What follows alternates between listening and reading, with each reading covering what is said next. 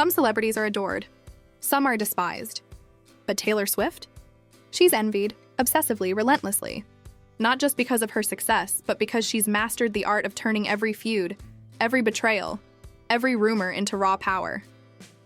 And what if the reason you can't stop watching her isn't love? Or hate, but envy you don't even admit to yourself? Here's what we're about to uncover. Why even her closest friends, from Selena Gomez to rumored rivals like Carrie Underwood, have been caught in jealousy storms. Why a single phone call leak nearly destroyed her reputation, and yet, years later, she flipped that scandal into her biggest victory. Why one lyric she quietly changed in a re-recording still has fans raging. And why conspiracy theories like the infamous Gaylor whispers refuse to die, because envy always demands more secrets. Over the next half hour, we'll dig into 6 battles that made Taylor the world's most envied star. And along the way, we'll expose how envy works inside all of us. Because the truth is, when someone else's life looks perfect, we don't just watch, we compare. We measure, we ache. And Taylor Swift? She knows exactly how to play that game, so buckle up. This isn't just a story about music. It's a story about power, betrayal, survival, and envy. Taylor Swift didn't just step into fame. She walked in like a neighbor slipping through the back door of your life. From her first songs, she wasn't packaged as unreachable Hollywood royalty. She was the teenager with a notebook, a guitar, and messy feelings you recognized in yourself. You didn't just hear her lyrics. You thought, I've written that in my diary. I've cried that exact tear. She was you, but with a microphone. And that's where the trap begins. Because psychology has a rule. The closer someone feels to you, the more painful it is when they pull away. We don't envy kings or billionaires we'll never meet. We envy the classmate who suddenly makes it big. The coworker who gets promoted over us. The friend who somehow always wins. Taylor weaponized relatability so perfectly that when she soared, fans felt the sting like it was personal betrayal. She was supposed to be the girl next door. Instead, she became the neighbor who bought the mansion down the street and somehow kept inviting you over to remind you what you didn't have. Every heartbreak she sang about? It mirrored your own. Every awkward laugh on stage? It looked like your nervous laugh at school. That mirror created intimacy, but intimacy breeds comparison. And comparison unchecked becomes envy. The moment she took those personal wounds and turned them into platinum records, envy ignited. Because it didn't just feel like she was telling her story. It felt like she was profiting off yours. This isn't accidental. It's the foundation of parasocial psychology, where fans feel so close to a celebrity, they build an imaginary relationship. And Taylor fed that fire better than anyone. Easter eggs in her music videos, secret codes in her lyrics, hidden clues in her outfits. She trained her audience to believe, if you study me closely enough, you'll see the real me. But the closer you look, the more you realize she's always 2 steps ahead. And that gap is where envy festers. Ask yourself, have you ever felt it? That flash of irritation when someone your age posts the vacation you can't afford? That hot sting when a friend announces the engagement, the promotion, the house you thought you'd have first? That's envy's voice. And Taylor Swift embodies it for millions at once. Because she doesn't just show you success, she makes it look like a version of your own life.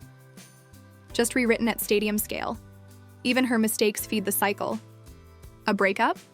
She turns it into an anthem. Public humiliation? She flips it into an empire move. For most of us, failure is private. For her, it's content. And every time she comes back stronger, envy grows sharper. Why? Because she proves that pain doesn't crush her. It pays her. She bleeds in public, and the blood turns to gold. Psychologists call this the relatability paradox. The same qualities that make someone lovable make them hateable. She's too close to ignore, too successful to catch. And when envy builds, it needs a spark to explode. For Taylor, that spark came on a stage in front of millions when one celebrity's envy ripped the mask off and turned her into the lightning rod of a decade-long feud.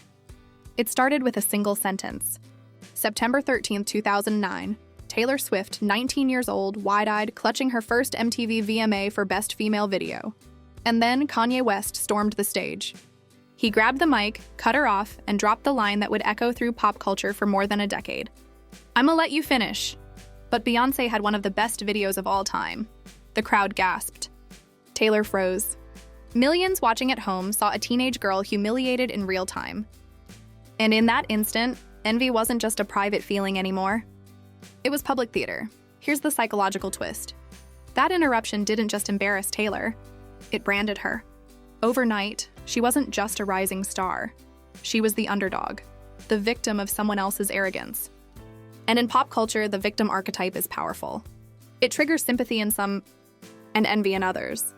Because suddenly, she had something money couldn't buy, the entire world's attention.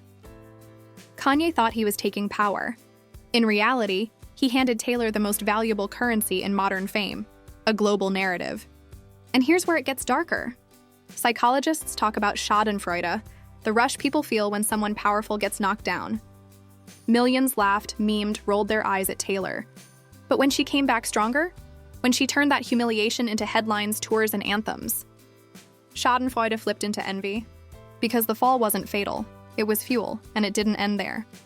The feud mutated. Years later, Kanye dropped a song with the lyric, "I made that biche famous." Kim Kardashian leaked a phone call that made it look like Taylor had approved the lyric.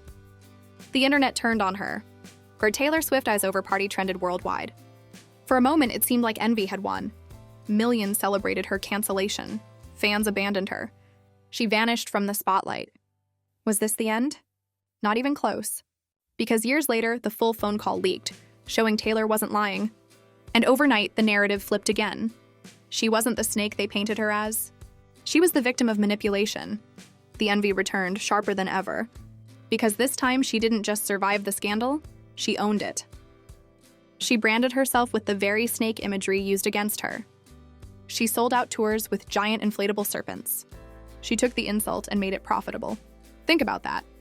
Most of us, when humiliated publicly, would hide forever. Taylor? She staged the biggest comeback tour of her life. And that is the ultimate envy trigger, when someone turns your worst nightmare into their personal rebrand. But here's the deeper psychology. Why do we care so much about a fight between celebrities? Because it mirrors our own lives. Who hasn't been talked over? Who hasn't been humiliated in front of others? Who hasn't had their truth questioned?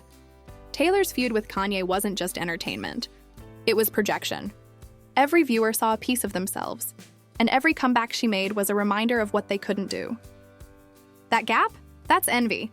And if you think the Kanye feud was the peak of drama, think again. Because her most ruthless, envy-inducing battle wasn't with another star on stage. It was with the industry itself. A war over ownership, power, and billions of dollars. And when Taylor fought that war, she didn't just make enemies. She created the single most envy-fueled storyline in modern music. If the Kanye feud was about humiliation, the next war was about something far bigger: control. And this time, Taylor Swift wasn't fighting another artist. She was fighting the music industry itself. Here's the setup. In 2019, Scooter Braun, a powerful manager in Hollywood, bought the rights to Taylor's first 6 albums. Her masters. That means every original recording of her most famous songs was suddenly owned by a man she called her bully. Imagine that. The music you wrote as a teenager, the songs that built your empire, legally belonging to someone you claim tried to dismantle you. It wasn't just business. It was betrayal. Taylor described it like this: stripped of my life's work. And fans erupted. Some were furious at Scooter. Others secretly felt envy twist in their stomachs. Why? Because here was the ultimate unfair advantage. Even Taylor Swift, the most powerful woman in music, could lose everything with a single contract clause. If someone like her isn't safe, what chance do the rest of us have? But Taylor did what nobody expected. Instead of staying quiet, she plotted revenge. Her move? Re-recording every one of those albums. Taylor's version. At first, critics laughed. Who would care about rehashed songs? But then, it worked. Fans bought in. Radio played them. Charts crowned them. She didn't just take back her music. She made more money the second time around. Think about the envy trigger here. Most people, when cheated, lose. Taylor was cheated and turned the scam into a billion-dollar brand. That's what makes envy so raw. She doesn't just recover. She multiplies. Where you or I might fold, she flips the table and builds a new game. And here's the viral psychology. Revenge narratives go viral because they tap into collective fantasies. Every worker who's been screwed by a boss, every artist robbed by a contract, every kid told they don't own what they create, they all see themselves in her. And when she wins, they cheer. but deep down they also ache. Because most of us will never get that kind of payback. She didn't just win her masters. She mastered envy itself. But the battle created new enemies. Other stars whispered about her ego. Executives grumbled she was impossible to work with. Even fans started questioning, does Taylor thrive on playing the victim just to flip the script later? That suspicion, is she too calculating, too ruthless, only fuels envy more. Because when someone wins too perfectly, we want to tear them down. That's human, and here's the twist. In 2025, Taylor finally acquired full ownership of her catalog. The war ended with her on top. Every critic silenced. Every enemy outplayed. But the more untouchable she became, the more her friendships fractured.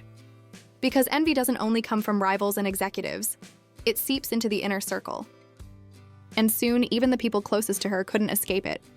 By now, Taylor Swift had proven she could outplay rivals, silence executives, and flip scandals into billion-dollar wins.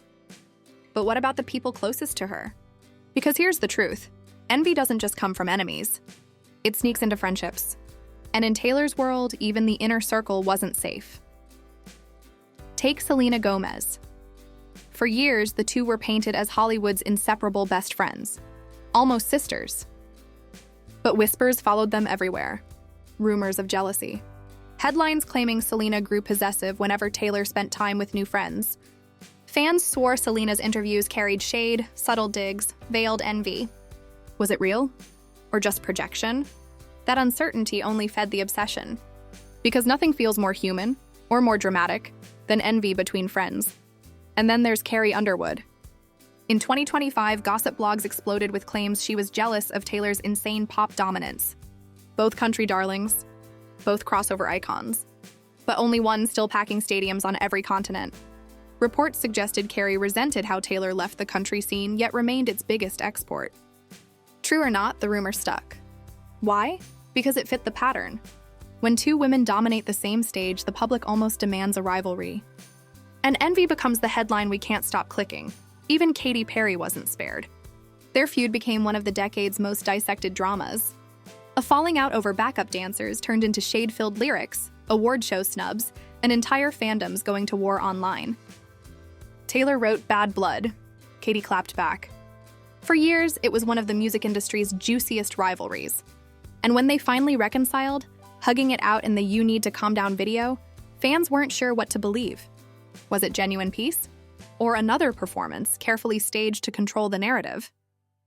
The suspicion lingered, and that suspicion is the spark envy thrives on. Here's the psychology. Friendships are supposed to be safe havens. When envy enters, it feels like betrayal on steroids. You expect jealousy from rivals. You don't expect it from people who are supposed to clap for you. And when the world suspects Taylor's friends might secretly envy her, the audience leans in harder. Because it mirrors real life. Who hasn't wondered if their friend was happy for them? Or quietly competing? Who hasn't felt the sting of a fake smile when sharing good news? Taylor's friendships put that fear on display, magnified 1,000 times. And envy doesn't only live in the tabloids. It seeps into the music.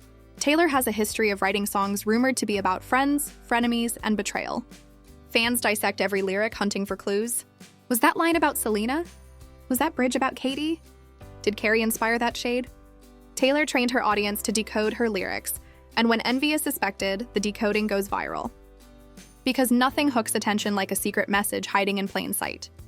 But here's the paradox. Every time fans uncover a supposed crack in her friendships, Taylor gets stronger. Why? Because conflict sells. Betrayal keeps people watching. Even when envy damages relationships, it fuels her empire. The speculation never ends, because Taylor leaves just enough unanswered questions to keep the cycle alive. And if you thought friendship envy was messy, wait until you hear how Taylor weaponized it in her lyrics. One song in particular, with a single controversial line, exposed just how dangerous envy can be when you turn it into art. Here's where envy moves from backstage whispers to the actual music. Because Taylor Swift doesn't just write songs. She writes puzzles. And nothing triggers envy quite like the feeling that everyone else has cracked the code except you. Take the song "Better Than Revenge." Released in 2010, it was young, sharp, and ruthless. Taylor went after a woman she accused of stealing her boyfriend. The lyrics were brutal. She's better known for the things that she does on the mattress. Fans screamed. Critics gasped. It was catchy, it was savage, and it branded Taylor as the queen of lyrical shade. But here's the twist. In 2023, when she re-recorded the album for Taylor's version, she changed the lyric. She softened it. No more slut-shaming. And the internet exploded. Was it growth? Was it censorship? Or was it Taylor rewriting her own history? That single lyric change became a viral storm. Some fans praised her evolution. Others accused her of sanitizing the past. And envy slithered through the debate. Because at its core, the fight wasn't just about lyrics. It was about power. The power to edit your mistakes, to rewrite the narrative, to literally control how history remembers you. And isn't that the envy trigger we all feel? Most of us wish we could delete our worst moments from the record. Taylor actually can. And then there are the Easter eggs. Taylor has turned hidden clues into a global sport. Album covers with secret numbers, capitalized letters and lyrics, Instagram posts timed like coded messages. Entire fandoms spend hours, even days, dissecting every frame, every line, every outfit. And the hook is irresistible. If you're smart enough, fast enough, loyal enough, you'll uncover the hidden truth first. But here's the dark side. That hunt fuels envy between fans themselves. Who cracked the code first? Who guessed right? Who got Taylor's attention on social media? She doesn't just spark envy in rivals, she sparks it inside her own army. And then we get to the conspiracy that refuses to die. The Gaylor theory. For years, some fans have believed Taylor's lyrics hide references to secret relationships with women. They point to songs like Dress or You Need to Calm Down as coded confessions. They hunt for rainbow motifs, double meanings, slips in interviews. Whether true or not almost doesn't matter. The speculation itself is addictive. Why? Because envy always craves secrets. If Taylor is hiding something from the public, fans feel torn between admiration and resentment. They envy the insiders who claim to know the truth. They envy the control she has over her own narrative. And the more she refuses to confirm or deny, the more the cycle intensifies. This is the genius of Taylor's strategy. Every lyric change, every Easter egg, every conspiracy isn't just about art. It's about manipulation. She creates unfinished stories, and the human brain hates unfinished stories. Psychologists call it the Zeigarnik effect. That tension keeps people hooked, analyzing, arguing, speculating, and envy is the fuel. Because whether you're jealous of her freedom to rewrite history, her mastery of puzzles, or her rumored secrets, you can't look away. And that's the viral loop. The more we envy her, the more we consume her. But here's the real kicker. Hidden messages and lyric changes are just the surface. The deeper envy comes from something bigger. The way Taylor turns every attack into ammunition, every scandal into a weapon, and every rumor into revenue. Because the more she's envied, the stronger she gets. And when critics thought they'd buried her, she didn't just rise, she built an empire out of envy itself. By now, one thing is clear. Taylor Swift isn't just a pop star. She's a strategist. And the emotion she's been feeding on the entire time? Envy, not running from it, not hiding from it, but weaponizing it. Because in Taylor's world, envy isn't a weakness. It's currency. Let's break it down. Every scandal, every feud, every rumor, she flips them into profit. When she was called a snake during the Kanye-Kim drama, most people would crumble. Taylor plastered snakes all over her Reputation tour. Fans bought snake rings, snake hoodies, snake tattoos. What was meant to humiliate her became her aesthetic. That's envy turned into merch. When Scooter Braun took her masters, critics said she was finished. Instead, she announced Taylor's version. Fans didn't just stream the re-recordings, they bragged about it. They bought the vinyl, the CDs, the special editions. And here's the viral kicker. Even casual listeners joined in because not supporting Scooter became a moral choice. Taylor made envy contagious. It wasn't just her fight anymore, it was everyone's. Suddenly, being on her side felt like rebellion. That rebellion sold millions, and envy doesn't stop with fans. It spreads into the industry. Other artists watched her re-recordings climb the charts and thought, why didn't I think of that? Executives saw her weaponize cancellation and envied her control of the narrative. Even rivals had to admit, Taylor's biggest scandals became her biggest business moves. And that envy isn't just passive. It burns, it motivates, it makes people want to tear her down. But it also makes them copy her. Here's the psychology. Envy works like fire. Dangerous if you stand too close, but powerful if you know how to control it. Most celebrities run from envy. Taylor pours gasoline on it. She baits her audience with Easter eggs, knowing some will feel left out. She drops controversial lyrics, knowing debates will rage. She cultivates rivalries, knowing fans will fight for her. Every spike of envy is another headline, another stream, another ticket sold. She doesn't squash the envy, she stirs it, directs it, monetizes it, and you can see it in her tours. The Eras Tour wasn't just a concert. It was a cultural event. Fans posted outfits, friendship bracelets, stadium clips, and envy exploded online. If you weren't there, you felt left out.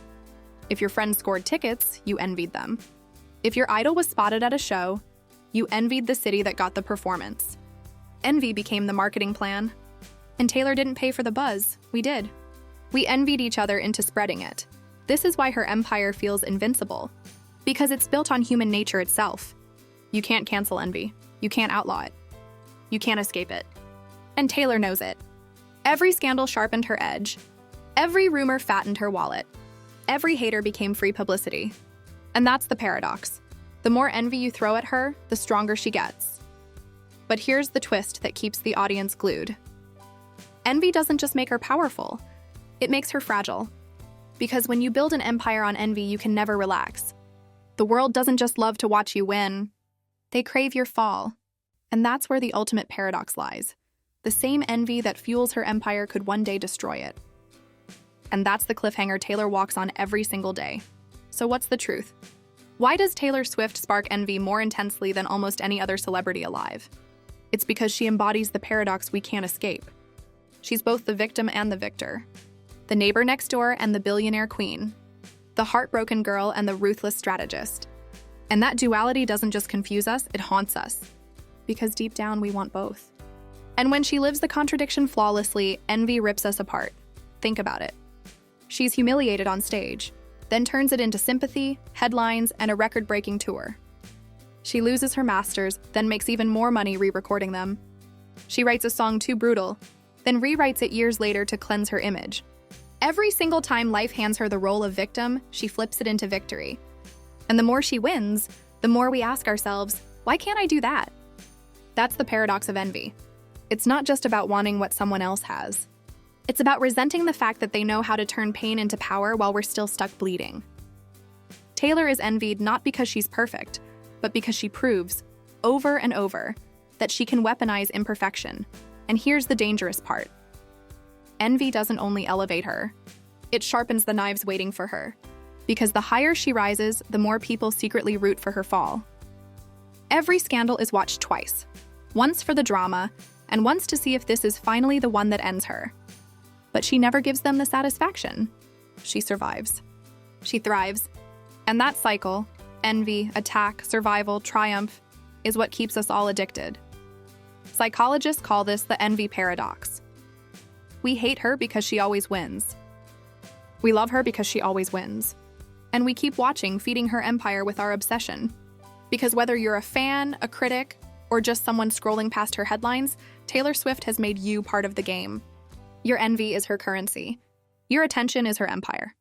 And your silence? That would be her only real loss. The question isn't why Taylor Swift sparks envy. The question is, what will she do with it next? And more importantly, what will envy make you do next? What have we uncovered in this deep dive? Let's put it all on the table. She built intimacy by being relatable, and that closeness turned into betrayal envy. She was humiliated on live TV, then flipped it into sympathy and power. She lost her masters, then weaponized revenge into a billion-dollar rebrand. Her friendships and rivalries blurred, sparking rumors, gossip, and endless comparisons. Her lyrics and Easter eggs became puzzles that fans fight to decode, fueling envy even among her own supporters. And in the end, she transformed envy itself into the foundation of her empire. That's the paradox of Taylor Swift. She doesn't just survive envy, she manufactures it, she monetizes it, and she thrives on it. And maybe that's the real reason she sparks such intense feelings. Because she's turned the ugliest emotion into her greatest weapon. Here's the challenge for you. Look at your own life. Who do you envy? A friend, a coworker, someone on Instagram? Instead of letting it eat you alive, ask, how can I use it? How can I turn that bitterness into fuel the way Taylor does? Because envy, when it's mastered, doesn't just destroy, it builds. And here's the kicker. Taylor Swift might be the queen of envy right now, but she's not the only one. In our next video, we'll expose why Hollywood's so-called perfect couples hide the darkest truths. Because love, just like envy, is rarely what it seems. Hit subscribe now because you don't want to miss it. Drop your hottest Taylor theory in the comments. We'll feature the wildest ones in the next video. And if this breakdown opened your eyes, hit like and share it with someone who needs to hear it. Because in this game of fame and envy, attention is the prize. And the more you look away, the more you've already lost.